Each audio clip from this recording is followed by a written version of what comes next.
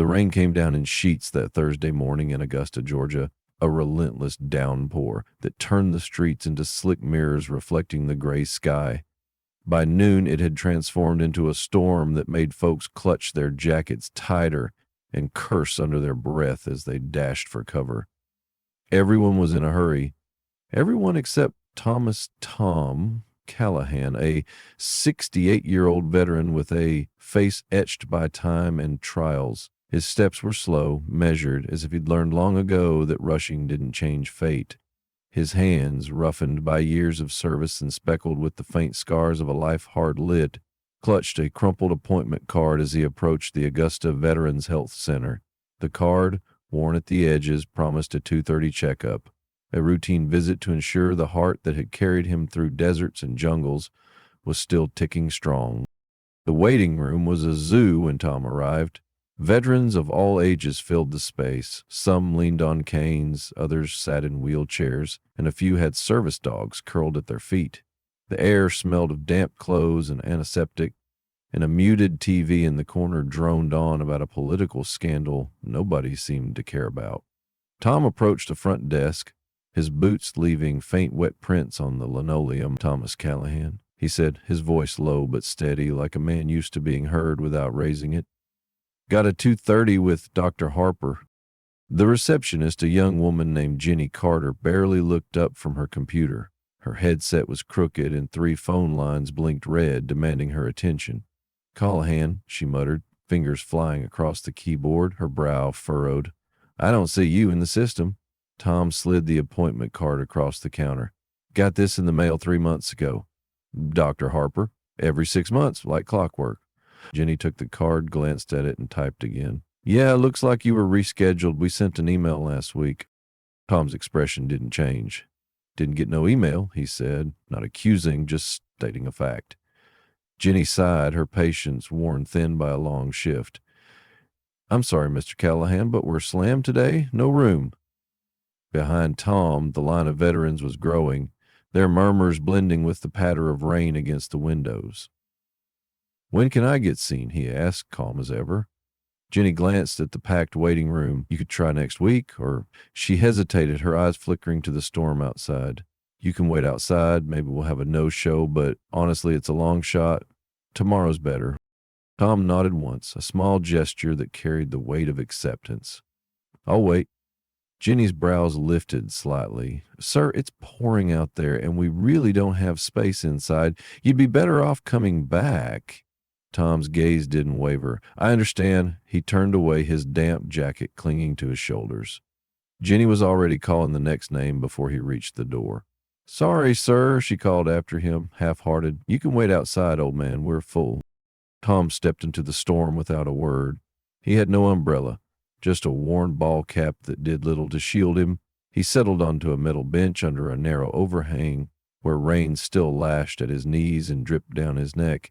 His hands rested in his lap, folded neatly, as if waiting was just another mission he'd been assigned.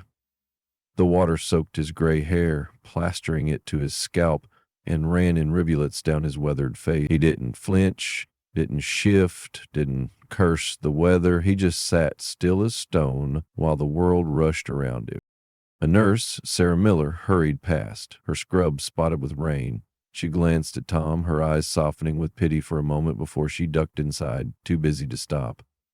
A security guard, Mike Torres, stepped out for a smoke, hunching against the wind. "Rough day to be out here, huh, Pops?" he said, lighting up. Tom nodded, barely. "Tough luck," Mike batted, flicking his cigarette into a puddle before heading back in. Neither of them knew that the quiet man on the bench had once led a platoon through hell in Fallujah, had made split-set calls that saved lives, had earned medals he never spoke of because he didn't need to. To them, he was just an old vet, another face in the crowd. Inside the health center, the chaos churned on. Names were called, forms were stamped, and prescriptions were handed out. The storm outside was just background noise to the staff, who were too swamped to notice one man's absence. But Emily Dawson, the 24-year-old administrative assistant, overheard Jenny muttering to a coworker about the old guy they'd sent outside. "Name's Callahan," Jenny said, shrugging. "Scheduling screw-up, nothing we could do." Emily froze, a stack of files in her hands. Callahan.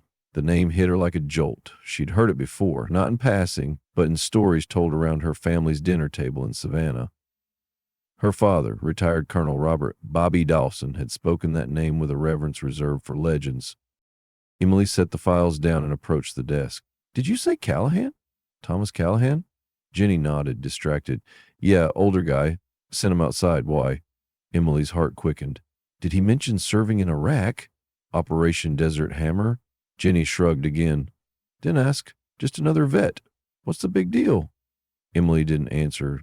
She pulled out her phone and fired off a text to her father. Dad, there's a vet named Thomas Callahan sitting outside the Augusta VA in the rain. Scheduling mix-up. Wasn't that your commander from Iraq? 3 minutes ticked by, each one heavier than the last. Then her phone buzzed, the screen lighting up with a message that made her breath catch. Where is he? Exact location? Another followed. Don't let him leave. I'm on my way. Emily glanced out the window. There he was, still on the bench, rain streaming off him like he was part of the storm itself. His stillness was almost defiant, a quiet refusal to be anything less than patient. She texted back a quick confirmation, then approached her supervisor, her voice low but urgent. Sir, I think we've got a problem. 20 minutes later, the roar of a V8 engine cut through the rain's steady drumbeat. A black Chevy Tahoe pulled up to the curb, ignoring the no parking sign. Colonel Robert Dawson, retired but still carrying the weight of his 30-year career, stepped out. He wore no uniform, just a leather jacket and jeans, but his posture screamed authority. Rain soaked him instantly as he strode toward the entrance, his boots splashing through puddles. Emily met him at the door, her face pale. He's still out there, Dad, she said, pointing to the bench. Dawson's jaw tightened, his eyes narrowing as he spotted the lone figure in the storm.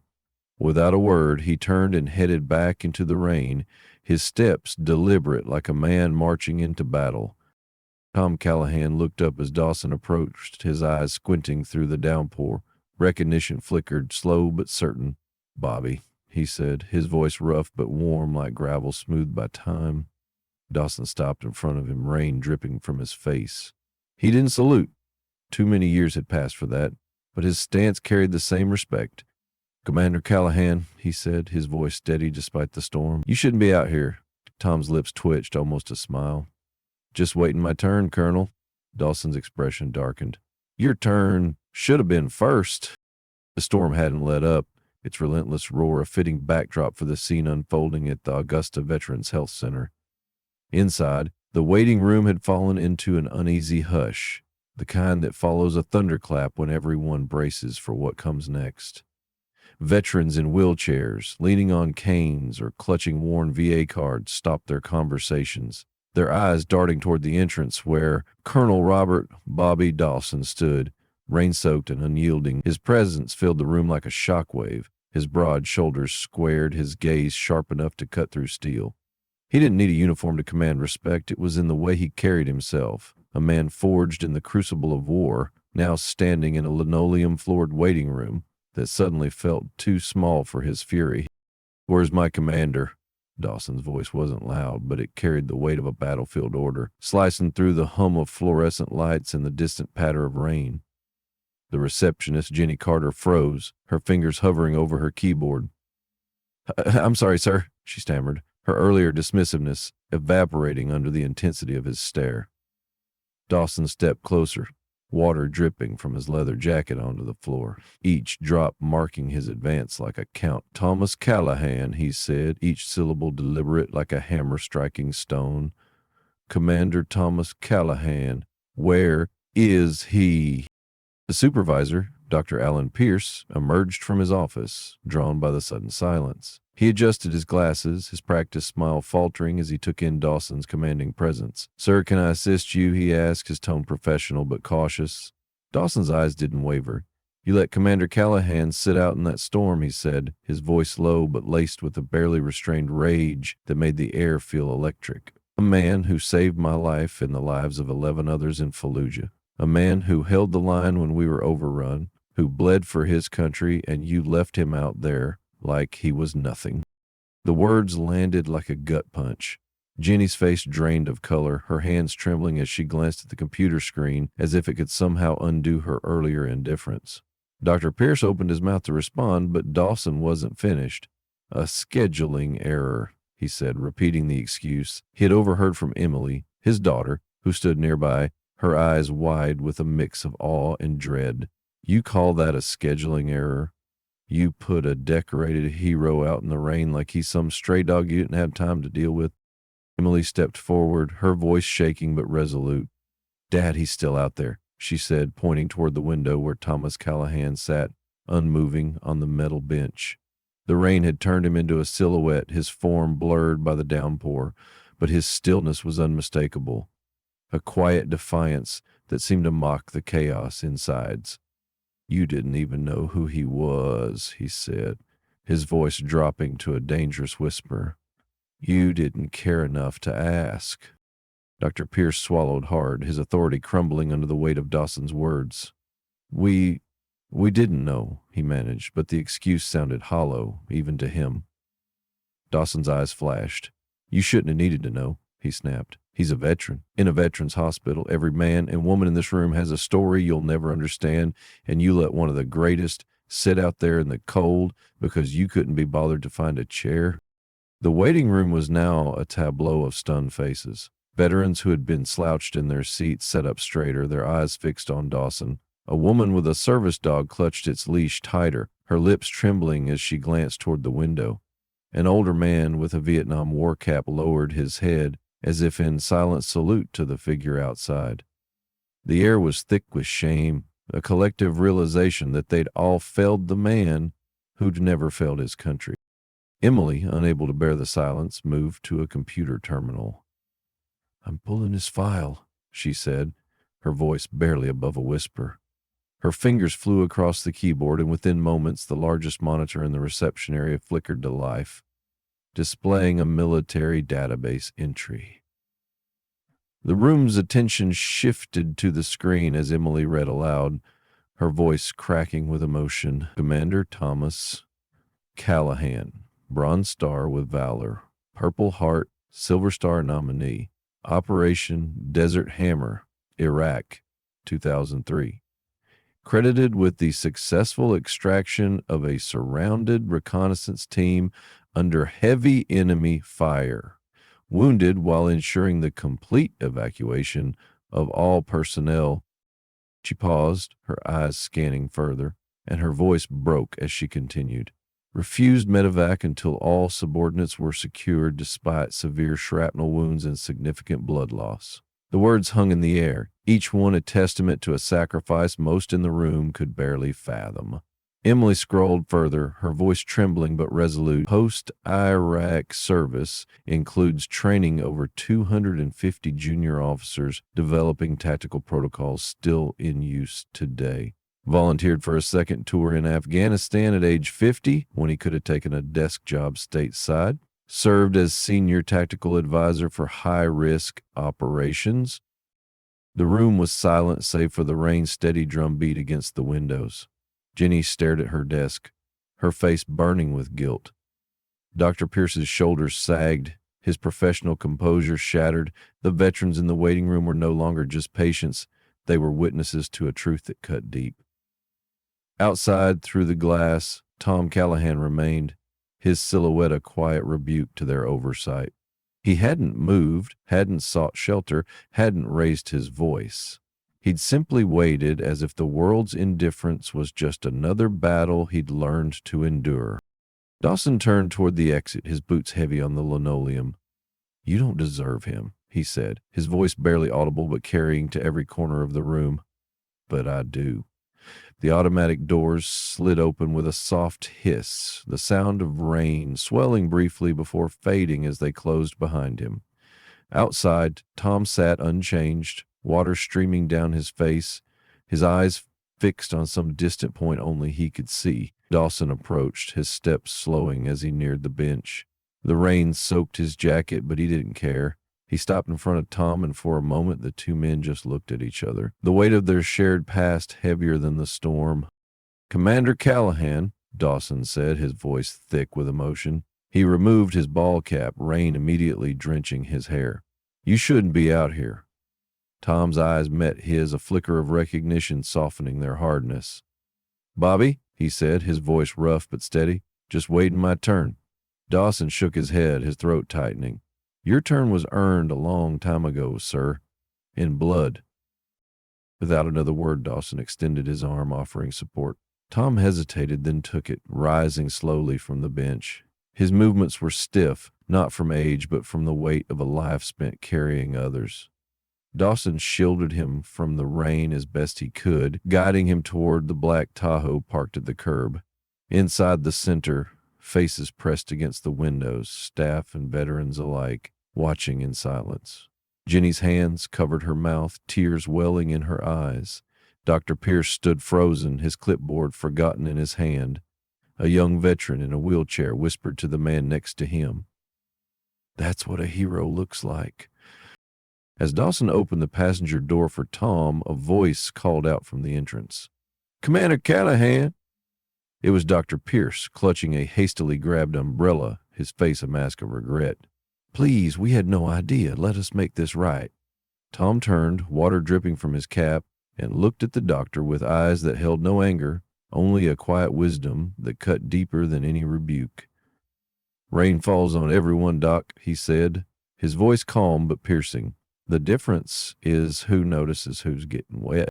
The words landed like a thunderbolt, stripping away every excuse, every justification. Dr. Pierce stood speechless, the umbrella useless in his hand as Tom climbed into the Tahoe. Dawson shut the door, his gaze lingering on the center for a moment before he rounded the vehicle and slid into the driver's seat. The engine roared to life, and the Tahoe pulled away, disappearing into the storm, leaving behind a room full of people grappling with the weight of their failure and the quiet strength of a man who'd never asked for their recognition. The Augusta Veterans Health Center was quieter in the weeks that followed the storm, as if the building itself was holding its breath, still reeling from the day Commander Thomas Callahan had been left in the rain. The staff moved with a new kind of purpose, their steps quicker, their voices softer, as if each interaction carried the weight of a lesson hard learned. Outside, the rain had long stopped, replaced by the crisp bite of a Georgia autumn. The morning sun glinted off a new bronze sign above the entrance, its letters bold and unyielding. "Veterans are always welcome, rain or shine." Below it, a smaller plaque gleamed, its inscription simple but searing, dedicated to Commander Thomas Callahan, whose silence spoke louder than words. Every staff member who passed it felt a pang, a reminder of the day they'd failed a hero, and the chance they'd been given to make it right. Inside, the changes were immediate and profound. Dr. Alan Fierce, the center's director, had called an emergency meeting the day after the incident. His usual polished demeanor was gone, replaced by a raw urgency that left no room for excuses. "No veteran will ever wait outside again," he declared, his voice shaking with conviction. "Not on my watch." New protocols were rolled out overnight. Scheduling errors would be treated as emergencies, with overflow patients redirected to nearby clinics if needed. Staff training sessions now included a mandatory module on the history of veteran service, with a focus on the unseen scars they carried. A new motto circulated among the staff: "Every name has a story. Find it." The receptionist, Jenny Carter, who had dismissed Callahan, now kept a small notebook by her desk, jotting down the names of every veteran she checked in, a silent vow to never overlook anyone again.